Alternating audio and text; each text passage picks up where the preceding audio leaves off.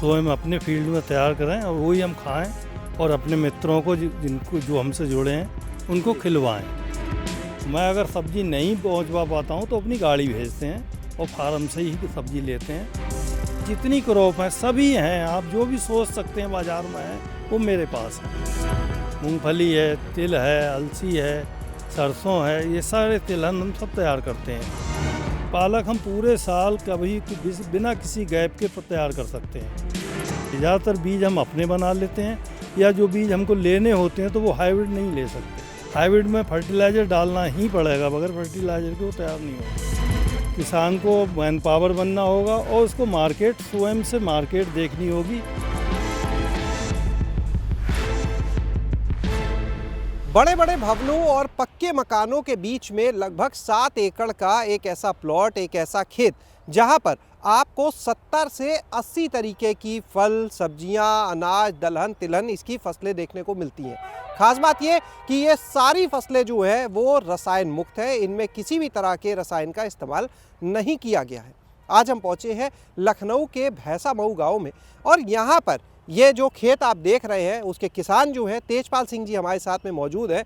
लगभग 70 वर्ष की उनकी आयु है और यहाँ पर उनका जो ये खेती का मॉडल है वो अपने आप में काफ़ी अनोखा है। तो चलिए आपको मिलवाते हैं आज हम तेजपाल सिंह जी से ही। तेजपाल जी बहुत बहुत स्वागत आज आपका हमारे साथ गाँव जंक्शन में। धन्यवाद। तेजपाल जी ये बताइए, ये 7 एकड़ और इतनी सारी फसलें, अभी हम देख रहे हैं मक्का पीछे लगा हुआ है, बाकी फसलें आप दिखा रहे थे उसमें गाजर, ककड़ी, खीरा, तोरई, परवल, बैगन, तरबूज भी लगा हुआ था, प्याज भी था, लहसुन भी, मतलब कोई फसल छोड़ी है आपने यहाँ पे? अरहर भी पीछे दिखी, उड़द भी दिखी। नहीं, मेरा प्रयास ये रहता है कि जितनी हम खाने की चीज़ें प्रयोग करते हैं अपने टाइम में तो सभी हम अपनी तैयार करके प्रयोग करें, स्वयं अपने फील्ड में तैयार करें और वही हम खाएं और अपने मित्रों को जिनको जो हमसे जुड़े हैं उनको खिलवाएं। तो ये प्रयास रहता है। तो मैं अधिक से अधिक चीज़ें यहाँ तैयार कर लेता हूँ। गर्मी वाली सीज़न की चल रहा है ये, इसकी मैंने करीब करीब सभी चीज़ें रोपण कर दिया है, फ्रूटिंग शुरू हो गई है और सप्लाई में ये सब फसल आ रही है। कब से आप इस मॉडल पे काम कर रहे हैं? 2017 में रिटायर हुआ था उद्यान विभाग से।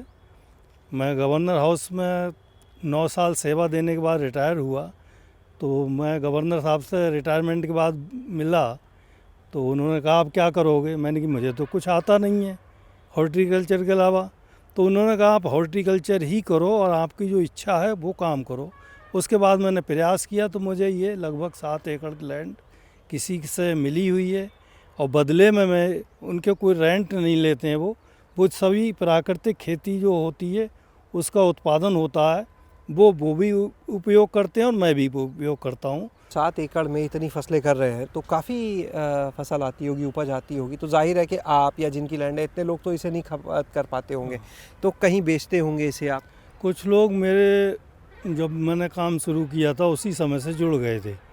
अब बीच में क्या हुआ कि मैं पूरा काम कर नहीं पा रहा था, तो उन लोगों से मैंने कहा कि मैं इतने कम काम मतलब को करने में मुझे दिक्कत हो रही है, लेबर की कॉस्ट ज़्यादा आ रही है। तो उन्होंने अपनी गाड़ी से सामान मंगाना शुरू किया। तो उन्हें लगा कि ये भी एक दिक्कत की चीज़ है कि सामान जितने का सामान नहीं है उतने के लिए गाड़ी जाए। तो मैंने कहा कोई प्रयास ऐसा करिए जिससे इसका समाधान हो। तो वो कुछ लोगों को, रिटायर्ड लोगों को यहाँ फार्म पे लेकर आए। फार्म पे लाए, फिर यहाँ पर क्या हुआ, यहाँ फार्म पर वो 50-60 लोग थे और सभी एजड लोग थे, 60 से ऊपर के सब रिटायर्ड लोग थे। तो उनका पूरे दिन का खाना पानी, चाय नाश्ता जो कुछ भी था यहाँ फार्म पर जो भी हम उत्पादन करते हैं उससे हुआ। कोई भी चीज़ हमने बाज़ार से नहीं ली। और ये एक प्रोग्राम इस तरह का रखा गया था और ये हमने रखा था नवंबर में, लास्ट नवंबर में, और उस समय मौसम भी थोड़ा अच्छा था तो उन लोगों को बहुत अच्छा लगा। उसके बाद में वो सभी लोग मुझसे जुड़ गए हैं। अब वो मैं अगर सब्ज़ी नहीं पहुंचवा पाता हूं तो अपनी गाड़ी भेजते हैं और फार्म से ही सब्ज़ी लेते हैं। अब वो मार्केट बिल्कुल नहीं ले सकते, अगर मार्केट में तभी लेंगे जब मैं काम बंद कर दूंगा। और मैं काम बंद इसीलिए भी नहीं कर रहा हूँ कि किसी भी हालत में मैं इसको चालू रखूँगा, क्योंकि मुझसे काफ़ी लोग जुड़े हैं और सभी का काम चलता रहे। उन 50-60 लोगों के माध्यम से और लोगों तक भी पहुंच बढ़ी होगी? काफ़ी लोग और बड़े हैं जो संपर्क में, उन लोगों के संपर्क में रहते हैं, वो लोग फिर जुड़ते हैं, मैं उनको भी सप्लाई भेजता हूँ। क्या क्या फसलें, एक बार आप अभी हम जो देख भी रहे थे, हमारे दर्शकों को आप खुद भी बता दें। अभी हमारी जो सप्लाई में चल रही है गाजर है, हल्दी, कच्ची हल्दी, हल्दी पाउडर। अदरक हम नहीं कर पा रहे हैं, अदरक क्योंकि मैंने प्रयास किया था। बाकी जितनी क्रॉप हैं सभी हैं, आप जो भी सोच सकते हैं बाज़ार में हैं वो मेरे पास हैं। लगभग पूरे वर्ष में यहाँ 70-80 तरह की फसल, सब्जी की फसल, तिलहन, दलहन और हमारे ग्रेन जो होते हैं, गेहूँ है, जौ है, ये सब हम तैयार करते हैं। मेरा प्रयास रहता है मैं इससे ज़्यादा भी करूं, और किसी वर्ष हम ज़्यादा कर लेते हैं।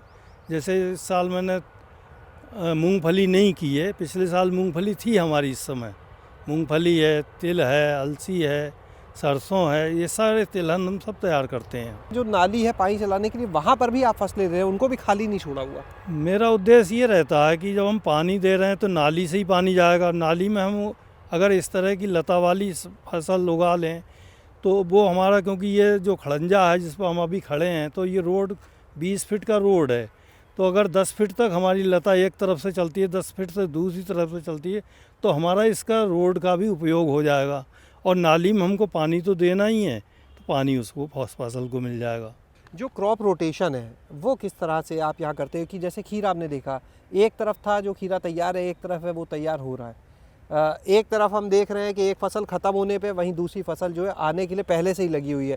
तो ये किस तरह से पूरा मॉडल आपका है? मेरा प्रयास ये रहता है कि मैं पूरे वर्ष भर ज़्यादा से ज़्यादा चीज़ें तैयार करके, जैसे हम पालक हम पूरे साल कभी बिना किसी गैप के तैयार कर सकते हैं। पालक हम पूरे साल रखते हैं। मेथी नहीं कर सकते, उनका एक सीज़न है तो उस सीज़न तक करते हैं। बाकी हम कुछ चीज़ें ऐसी जैसे मक्का है, मक्का भी काफ़ी टाइम हो जाती है, मक्का हम पूरे साल भी कर सकते हैं जाड़े के दिन छोड़ के। ऐसा मेरा प्रयास रहता भी है, मैं करता भी हूँ। जो ये रोटेशन है वो किस तरह से रहता है क्रॉप्स का आपके? क्रॉप का रोटेशन ये है कि जो जिनमें जैसे आलू है, आलू में हमने मान लीजिए कुछ डाला है, जैविक है, डाला भी है, तो उसका अधिक से अधिक उपयोग अगली फसल को मिल जाए, तो हम उसके बाद में उड़द कर देते हैं।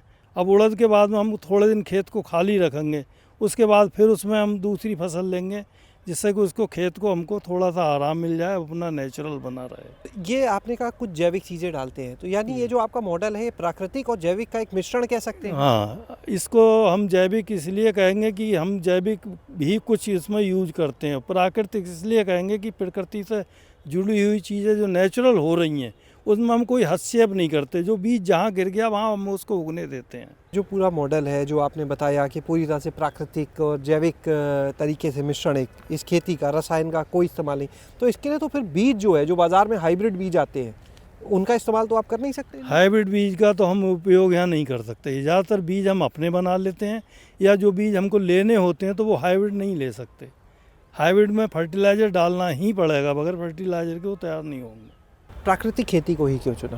प्राकृतिक खेती मैं जान रहा हूँ कि जितना ये उपयोग किया जा रहा है खेती में, हम बहुत कुछ उपयोग कर रहे हैं, ज़्यादा जो नहीं करना चाहिए उतना कर रहे हैं, और उसकी कोई सीमा नहीं है, बढ़ाते जा रहे हैं।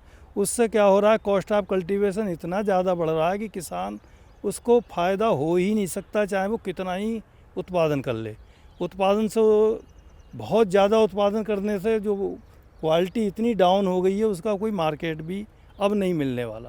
टोटल यहाँ पे जो भी खेती हो रही है, अपने बीज भी तैयार कर रहे हैं, कोई बाज़ार से रासायनिक खाद भी नहीं ले रहे, तो जाहिर है जो खेती की लागत होगी वो भी कुछ कम रहती होगी। बिल्कुल बिल्कुल लागत कम रहती है। पानी के अलावा मेरे पास कोई और ऐसा खर्चा ही नहीं है, लेकिन पानी में इतना खर्चा होता है वो मुझे करना पड़ता है। दूसरे लेबर पे जो खर्चा है वो करना पड़ता है, और इस तरह से मैं प्लस माइनस बराबर रह के अपना काम करता रहता हूँ। और मुझे चूँकि अच्छी चीज़ खानी है तो मुझे उत्पादन तो करना ही होगा, और अपना टाइम पास करता हूँ।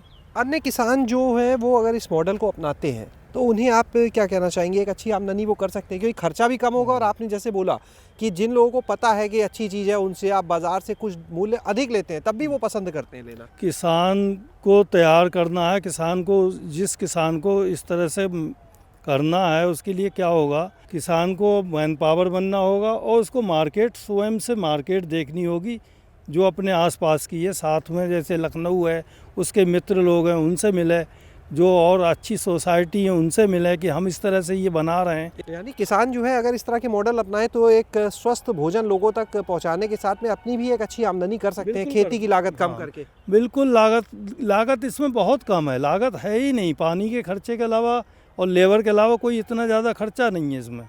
बीज आपके अपने होते हैं, फर्टिलाइज़र आपको डालना नहीं है, दवा डालनी नहीं है, तो इसी पे ज़्यादा खर्चा होता है, वो आपका खर्चा रुक गया।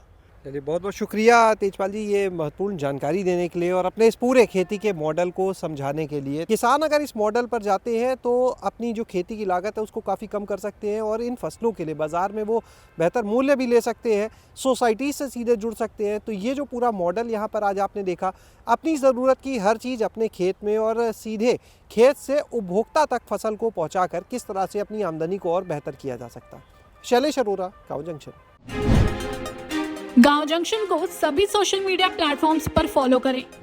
व्हाट्सएप चैनल और जीमेल आईडी पर भी संपर्क साध सकते हैं।